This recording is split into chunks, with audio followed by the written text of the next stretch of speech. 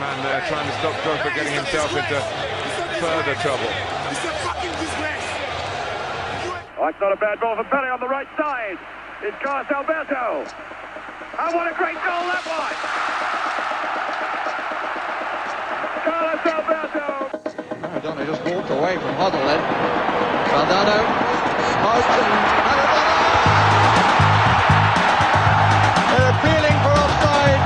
The ball came back off the foot of Steve Hodge. And Maradona gives Argentina the lead. The England players protesting to the referee. De halve finale komen. Ik heb opeens zo'n gevoel dat we in de halve finale gaan komen. Met het balbezit voor Frank de Boer. Frank de Boer speelt de bal. Heel goed naar Dennis Bergkamp. Dennis Bergkamp. Dennis Bergkamp neemt de bal aan. Dennis Bergkamp. Dennis Bergkamp. Dennis Bergkamp. Dennis Bergkamp. Dennis Bergkamp. Oh! Frank de Boer speelt de bal naar Dennis Bergkamp. Die neemt de bal feilloos aan. En die schiet de bal erin. So hello and welcome back to the Scores Thriller podcast. We're here to talk about the very kind of boring and mundane round of last 16 games where everything went to form and, you know, there was not too many storylines. Sebastian, what game was maybe, what game grabbed your attention? You know, it had to be the best game of the round, had to be Ukraine against Sweden, had to be the most exciting, nice. Most amount of goals, you know, most amount of quality, obviously. Most amount of time spent on the floor expected. Wow, most amount of almost dead bodies on the field. The expected stoppages stat for that game will be What's the XI? Expected injuries for expected ruptured knee ligaments and head injuries and all that. No, that was probably maybe the worst one of the round, which it was still an exciting game. And that's what made this round of 16 so kind of stupid in a way. I think what's great about it more than anything else is that we spend all year always talking about tactics and how this team's doing this week and how they set up. And I think this round of 16, there were a lot of games where all of that just went out the window and where it's just about surviving, or it's just about coming up with moments of quality. So, it was incredible. Okay, given the shirt you're wearing, I think the first game we have to start with France. And did you see? Because I think a lot of people are kind of maybe with hindsight think, well, okay, this could have been coming, because I think with this France team, there's been periods where they haven't really performed well that much, and it's just kind of been a 10-minute burst where they kind of show their quality, and eventually they maybe get caught out. But did you see it being Switzerland that being the team to knock them out? No, not at all. And I mean, look, I think the most disappointing thing about France being knocked out of the tournament is that when they play, and we've seen it in flashes in every single match this tournament, when they play sort of at their highest level, there's no one else like them. They can do things that no other team is capable of replicating. So it's sad to see a team that's capable of giving us such a show go out of the tournament, but the Swiss were good enough. They did very well. I mean, they played great, but France, oh my goodness, I just don't think they were very good at all, aside from a 20-minute spell where they looked untouchable. Yeah. So incredible game in that sense. And huge credit to Switzerland for that mentality, that they knew that they had the French in trouble. And so it was just like, just keep prodding and it'll go. I think what was so incredible about this game is that, you know, sometimes these big tournaments, you'll get big upsets and it'll be the weaker team will score an early goal and then they'll just like defend for the rest of the game. And then you had Switzerland, they had that lead for so long, then they get the penalty, we think, okay, and they miss it and you think, oh, now the momentum, and then France get those two quick fire goals and they score a little bit later. Okay. And you're like, okay, well, that's the narrative that it's going to be of this game. It's that Switzerland gave France a bit of a scare. You know, they can go home with their pride intact, so to speak. And then, you know, France will move on to the next round. But for that, like what happened to France in that last 10 minutes? They just fell apart. You know, I actually don't think the last 10 minutes was much different from the rest of the game, aside from the 20 minutes. From the moment Hugo Lloris saves the penalty until Pogba scores, France are playing basically the style, tactics, pace, everything. They're playing the way they should. Yeah. Outside of that 20 minutes, I thought Switzerland looked like scoring almost every time they went forward. The whole game. When they went down their left I mean, there was every time they attacked on the left. Yeah. At Pavard's side, I think he had a really, really rough game. But yeah, to me, it's actually really simple. My way of looking at the France game was, if you don't press a team, and you give them time on the ball, they're going to look for their danger players in danger areas. And I think you could see that France don't press from the front. Their front three don't go and engage, and Paul Pogba holds in position. The problem with all this is that you end up neutralizing your best asset. What's his N'Golo Kante? Yeah. He is not a six that you just sit in there. He's someone you have go and chase the ball. And we didn't see that at all from him, aside from that little section where they started trying to win balls back. So I think Switzerland were great in the sense that they just stayed super positive.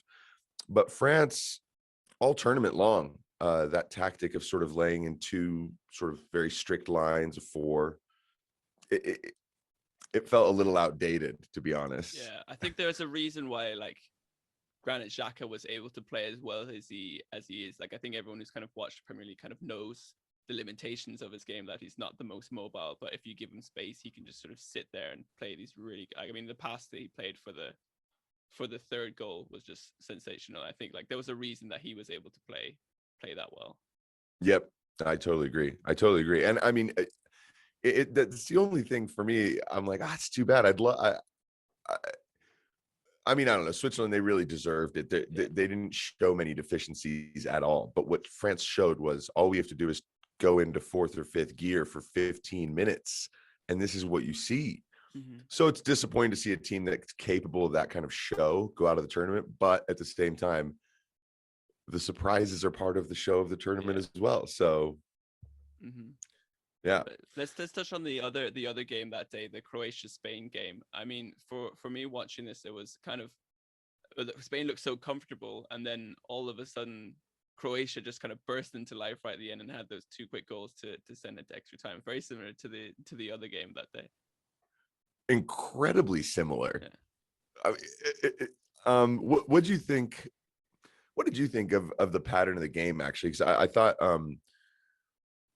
really until Spain took the lead, it was incredibly difficult to pick, at least from my perspective, who might win this game, because the own goal is amazing. By the way, it's incredible. Have you seen? I'm sure you've seen this stat. I'm sorry, everyone has, but there's been as many own goals in this tournament as there has been in every Euros through history put together. Yeah, there was something, that stat's amazing. I think someone else talked about the stat of missed penalties is something as well, somewhere in that freakish zone, which, the own goals, that's a tough one to explain. Mm-hmm. It's a tough one to explain. Yeah, I mean, I think for me, I was quite impressed by Spain in some ways, like the way that they had this freak goal and goal behind. Like, up until that goal, I thought, okay, well, Spain are very much in control of this. Like, Croatia, it looks kind of dangerous on the counter attack, but I feel like Spain were kind of being the driving force in that game. And then when they got to, once they got ahead, I was like, I don't see Croatia causing much trouble whatsoever. And then Croatia had that huge burst at this to get those, to level it up at the end of normal time. And then at the start of extra time, they really had the chance to take the lead, and then they just sort of, I feel like they just ran out of legs completely. Well, it's moments, isn't it? I mean, if Croatia score early in extra time, I mean, you know what? Actually, it doesn't even matter. You can't say if that happens, then this might have, because all we were shown was you have no idea what's going to happen next. And I think that's what was so amazing about that day is you get 2-3 draws in 90 minutes, another game that goes into extra time, 2 goals are scored. Tip of the cap to Alvaro Morata for what, I mean, it's an unbelievable goal. It's a terrific goal. So when I was reading, someone on the Irish commentary said that he miscontrolled it, and I was like, he's clearly, like, he's bounced it and then he's like moved it away. I don't know how he possibly was. I thought it was a brilliant touchdown. Like, so did Federico Chiesa for his goal for Italy. That was a miscontrol as well. Yeah. Mm-hmm. But yeah, I mean, yeah, kudos to him for after everything he seems to like been through this tournament. It's very much and it's also, I think it's still going to continue, right? If this in the next round against Switzerland, if he doesn't score early, then this kind of pressure is going to build again on him. You know, actually, one thing I do love regarding Morata and there are a few other players is there are certain players in teams where the coaches really are sticking by a certain player, even though maybe a lot of people are like, why is this person in the squad? That maybe they shouldn't be.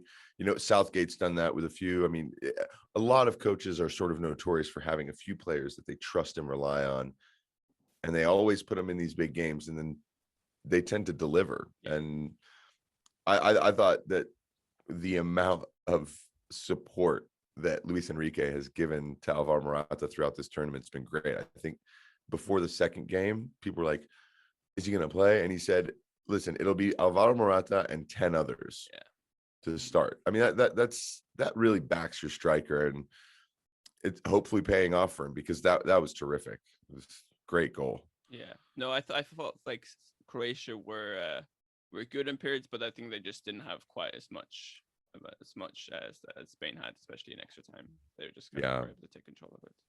And then speaking about the game yesterday, which I think the England-Germany game, if you're going to say, you said at the start, maybe the Ukraine-Sweden game was the worst game of the round. Probably the second worst was the England-Germany game from yesterday.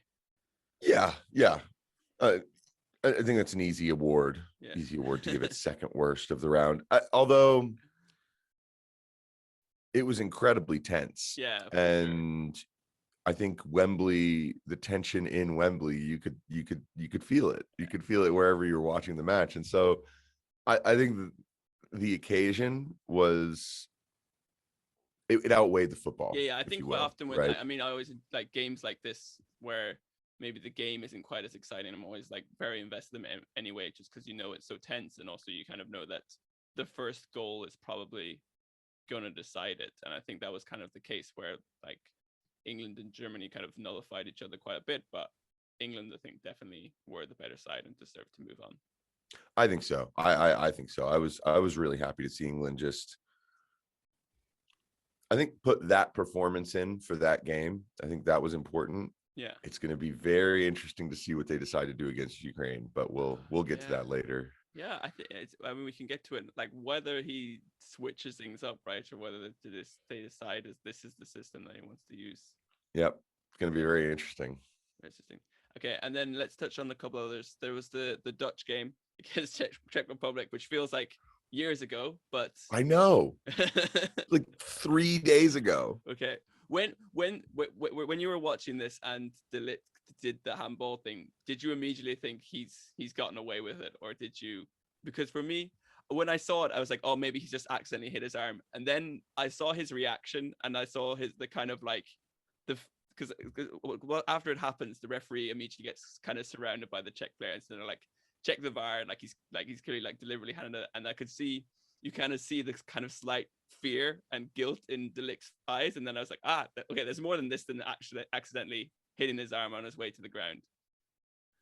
Well, I think for me, it was as soon as I saw a replay, I was he's cooked. It's over. I mean, because actually in real time, I actually thought he literally fell on the ball. Yeah, and exactly. You know, now what he should have done, and what I want to do, if I would send Matthijs De Ligt that little clip of Phil Jones falling to the floor and with his arms like down by his side, and he's literally on the ground and he heads the ball out of Giroud's path. And in that video, you can see Giroud being like, "Oh my God, I could have scored," but this fish decided to nod the ball while he's on the ground. That is what he should have done. He should have dove on the ball in some way.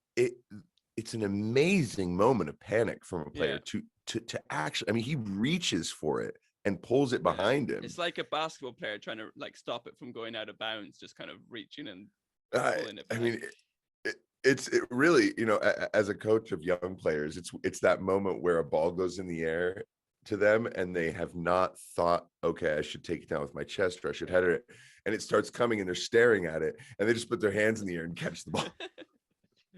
I have that fear quite often when I play football, but luckily I'm the goalkeeper, so I can use my hands. Well, that definitely helps. No, that match, as soon as that happened, I think you knew the Dutch were in trouble because they didn't come into the game playing with that sort of high tempo. We're creating chances. Oh, we're a man down. Don't worry. We're going to keep doing the same thing. You're just the Czech Republic. They weren't playing that way. So as soon as they went a man down, you kind of knew that it was going to be a problem. And then the organization defensively after that, how do you not change the way you're set up when you're down to 10 men? I mean, they were all over the place.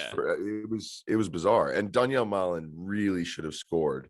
Was it 1 minute or so, 2 minutes? Yeah, it was literally like 60 seconds before the red card. It was a pretty wild run too. He just came through the midfield, touched the ball, and just ran by 3 people. You're like, how did he just looked like a steeplechase? You know, the guy just broke out of the gates.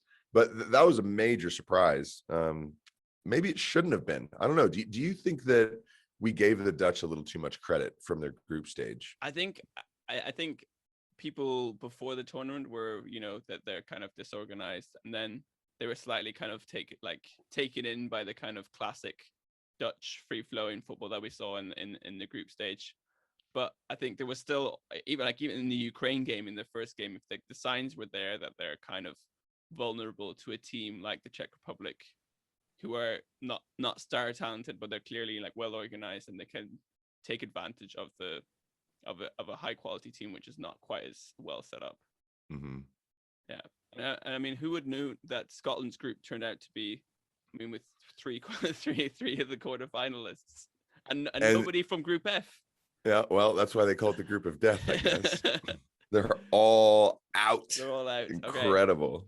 All right, before we move on to the quarterfinals, let's just touch on the last 2 games of the round of 16, the Wales-Denmark game and the Italy-Austria game. I think the Wales-Denmark game, I think beforehand I was maybe too up on Wales' chances because I was maybe still taken in from the 2016 run and all that the beating Belgium stuff this. But then I think the closer I got to the kickoff and just looking at the clubs that the Danish players play for, and then Wales have kind of championship reserves and below on their team, and just relying on Ramsey and Bale, who's kind of past his best. I think it was quite clear that Denmark were a step above.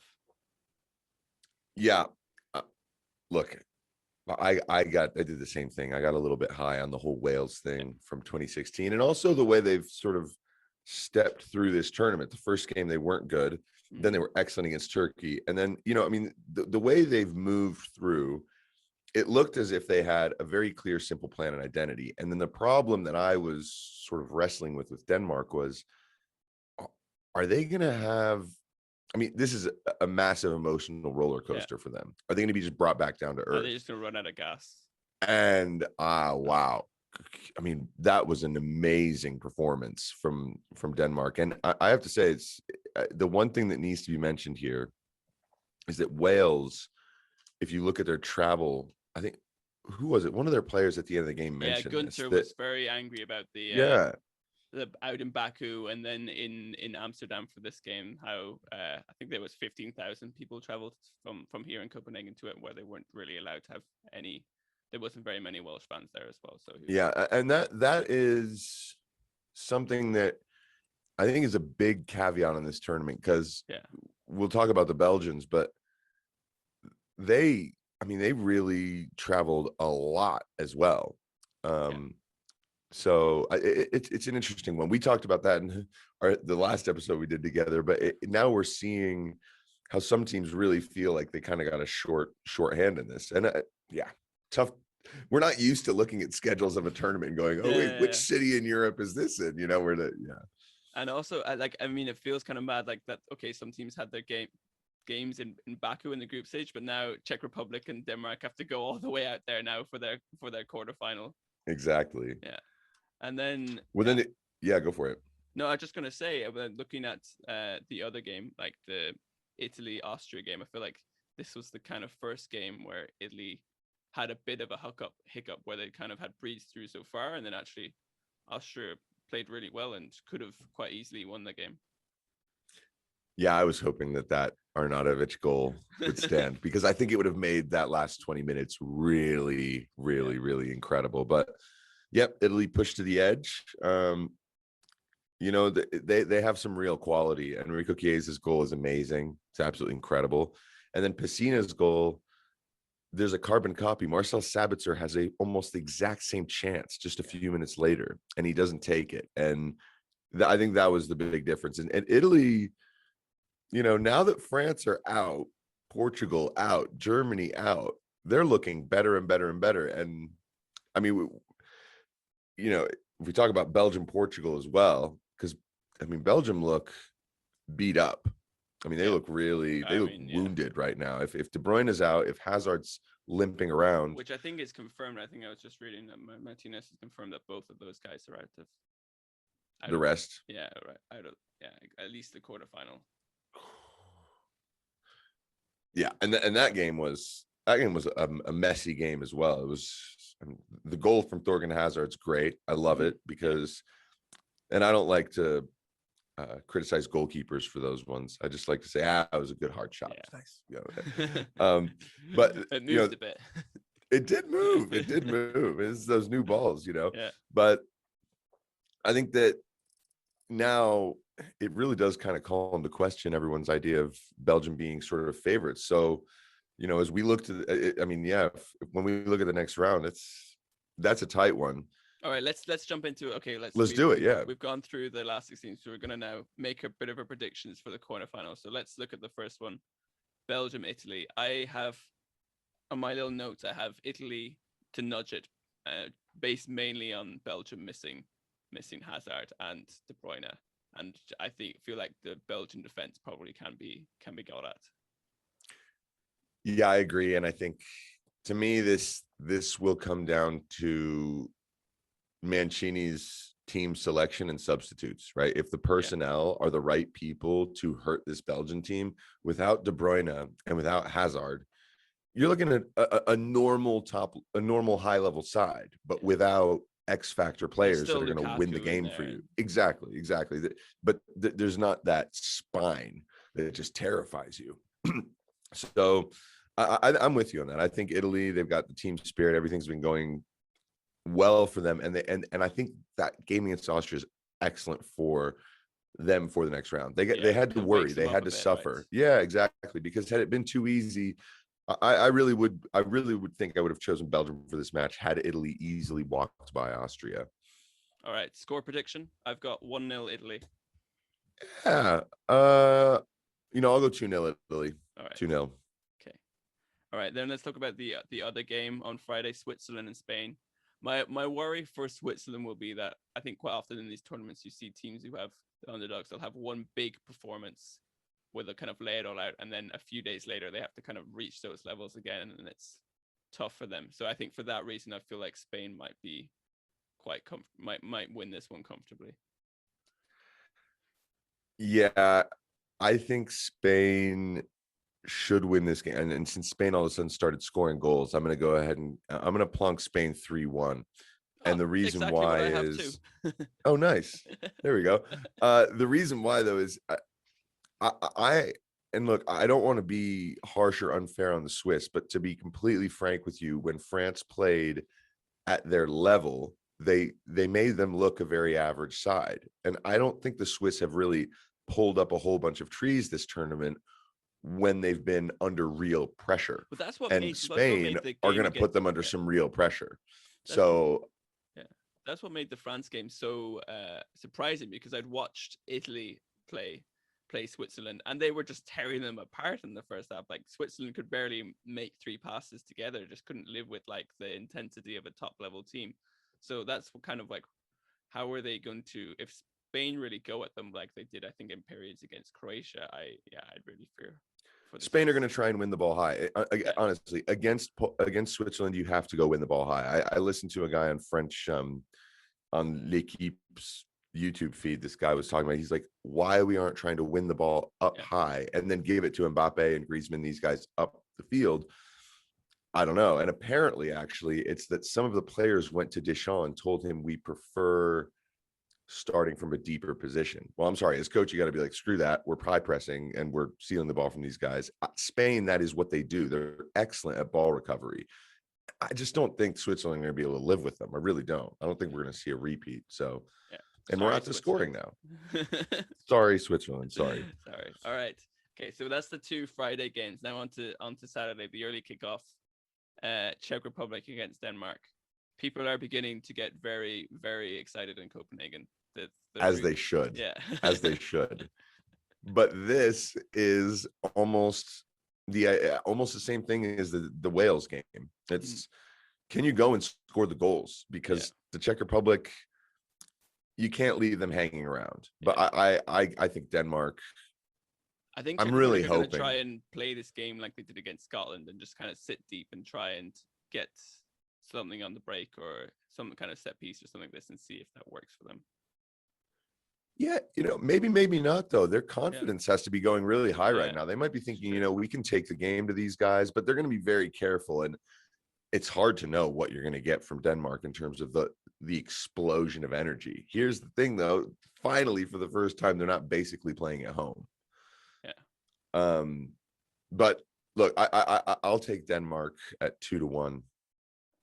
Okay, I've gone 2-0 to Denmark. So one better than. And then finally, to round off the weekend, I want to believe in some small way that there is hope for Ukraine. I don't know.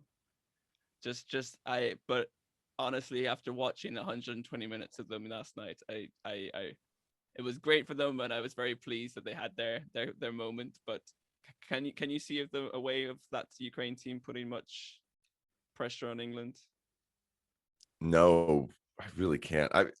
I wanted Ukraine to go through because I like the team. I love Shevchenko. I like, and they're a great story. For anyone who hasn't really paid any attention to Ukraine over the last 2 years, he's completely had to revolutionize the side because at some of the games that they played, they had like 16 players out due to COVID, something like that. So he had to bring in a whole bunch of guys to get their debuts. And now a bunch of them are in the side. And so having never managed at any level before. Exactly. And so I love what's going on there. But you watch that game. I mean, they looked like scoring only a few times, and they didn't really seem to have a whole lot of ideas going forward. I mean, Yarmolenko's pass to Zinchenko is pure artistry. Nice. That was incredible. But those are the small moments. The pass to pick out Yarmolenko, the kind of cross ball to him was really nice too. But apart from that, no. But the tiny moments, and this is an England team that hasn't given up a goal yet. I mean, and so what I'm hoping for is that England actually show us something, because it would be really frustrating to see an England team inch their way to a final by winning just 1 and 2-0 the whole way. That would be, I feel like if you're going to be champions of a tournament, at some point you need to show something extra. I think this is the match that England, in my opinion, should go and express themselves a little bit. So I'm going 3-0 England. Okay. I want to say 1-0 Ukraine, but I've gone 3-0 3-0 England too. Look, it's the Denmark one that I think England are in trouble. If Denmark get by the Czech Republic and England get by Ukraine, I think that is such an exciting. I think that one's so tasty. Also, I think Denmark are good enough that they definitely can cause England problems, but they're also not one of these top level sides where it's kind of like the pressure will be off for England. Like I think at Wembley against Denmark, in a Euro semi-final, that like there's so much would be so much weight and expectation that they have to like take this game. So it could kind of definitely play into Denmark's hands or the Czech Republic. Let's not write them off yet. Well, no, we'll see. But either way, that's a matchup that I really, really like right there. So, but I'm with you. I don't really like doing the whole, let's do the whole bracket, because you make one mistake and then you look like a total mug. You have to redo everything. Round by round. Okay, but which of those 4 games are you most looking forward to, and which one are you least looking forward to? Let's finish off with least looking forward to. We'll start there. I think it's just the England-Ukraine game, because I think that's the one that's the most sort of like a formality at this point. It's the largest gap in class and sort of capability, and I'm not looking forward to it for the sole reason that if England don't win, convincingly, it's a little bit like, oh, really? Yeah, Come on. Most excited for, I think on paper the one you say is Belgium, Italy, but I actually am going to go for the hipster option here and take Denmark, Czech Republic, because what the Danes right now are irresistible. Yeah, they're irresistible. It's too much fun to watch. Mm-hmm. Everyone else now has something big to lose, of the big teams. I think, I mean, do you see it differently? Is there what game really jumps out to you? Yeah, I kind of agree, because I feel like Belgium, Italy it won't be the most exciting game. I think it could be.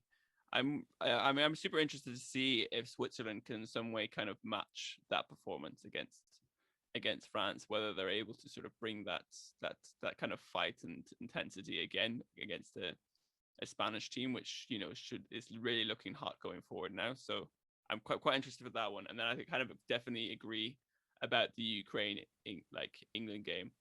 Like it just does feel. But I think also I kind of would have said the same about the last 16 France-Switzerland game. Like that would have been one of the games I was least looking forward to, because I've kind of thought, oh well, that's kind of a formality.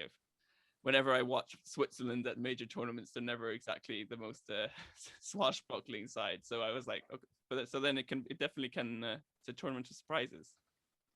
Very much so. I mean, come on. I mean, for you live in Copenhagen. Explain what's going on here with this. I mean, this is. I'm sure they're not just very excited, but sort of what is the sort of level of. I mean, it's going through the roof now. Like definitely when it's kind of became clear that this would be after they weren't really looking ahead too much, but like after the Wales game, then kind of looking, okay, now it's against Czech Republic, who they can kind of view as being the better, and then this kind of like wave of positivity which surrounds the team. Like the coach is very much so someone described him as a vibes man, and he gives off good vibes, and it's definitely I love it. A very, very good feeling behind the team. So I can see them like, I mean, I think if they potentially get into a semifinal, then it will just go further. Like, yeah, I think it's always interesting, because at this stage, I think a lot of teams start to feel that it's their destiny maybe to win it. Yeah. And so who's got the story really all over them? And Denmark I mean, it'd be a lovely story if Denmark won this Euros. It really would be. So yeah, it's gonna be a really interesting quarterfinal. I'm hoping that Spain, Switzerland, like you can be.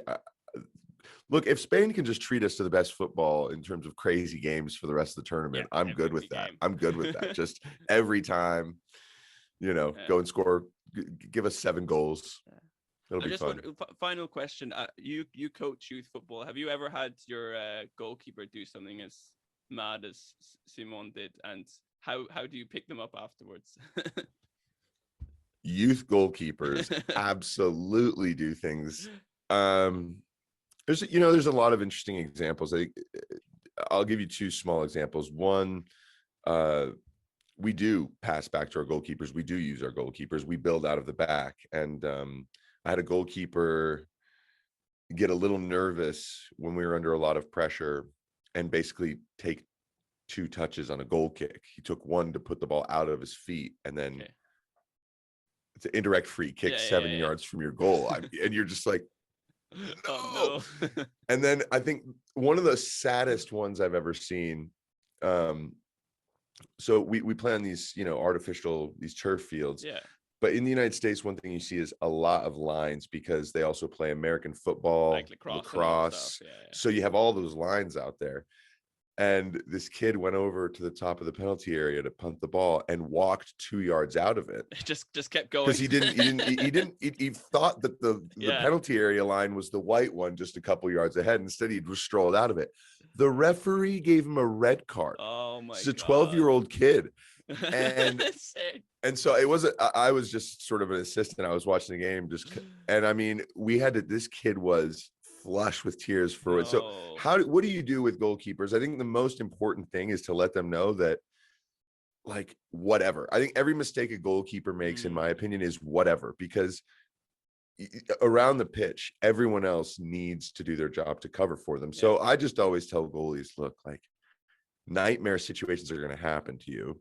And then the other important thing is, does the team support the goalkeeper? And I think Unai Simon, you saw this, I think 2 or 3 of the defenders were on him within instance, patting him on the back. I thought it was really nice. That was really great. What was quite noticeable, I think there's like a ball, like maybe like 5 or 10 minutes afterwards, and the ball came over the top, and he was very quick off his line, like cut it out and like cleared it. And like very noticeable was like the reaction of the other like Spanish players, like to like encourage him and like get him like focused back in the game and support him. And I mean, he made like some really good saves in the second half as well.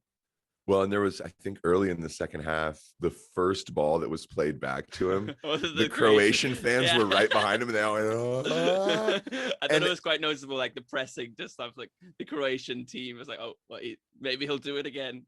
But this is a testament to the Spanish style of no matter what, you go for it, and you stick to your guns. You play that way, because I think most people be like, stop playing it back to the goalkeeper. But they just kept rattling balls into them all match, and I think that is a testament to the Spanish style. It's something that they talk about a lot, that they don't let go of those morals and their values and the way they play. They're like, we'll continue. If you make a mistake, that's it, it's over, we continue. And I think that was a really good example, because his saves, like you said, that he made late in the game were exceptional. And you only do that if the motivation, the belief is still there. And that, great stuff there. It was incredible. All right. Well, if the quarterfinals are half as good as the last 16, we're in for a treat, I think. We're getting to that stage of the competition where I start being sad that it's almost over, because that's what happens after the last 16. I'm like, I can actually count the amount of games on like both my hands. And I'm like, oh no. But like incredible. I said to you before we started, I'm very much, I agree, but I'm also like, well, okay, it's good that today I don't have to go out drinking this evening. I can have a break.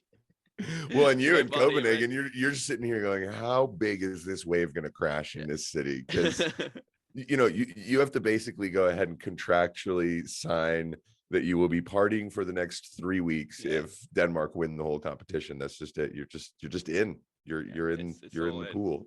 All right, man. Enjoy your day. Thank you so much for joining. You too, Alex. Great stuff. I'll see you soon. All right. Talk to you soon, man. Bye-bye. Bye.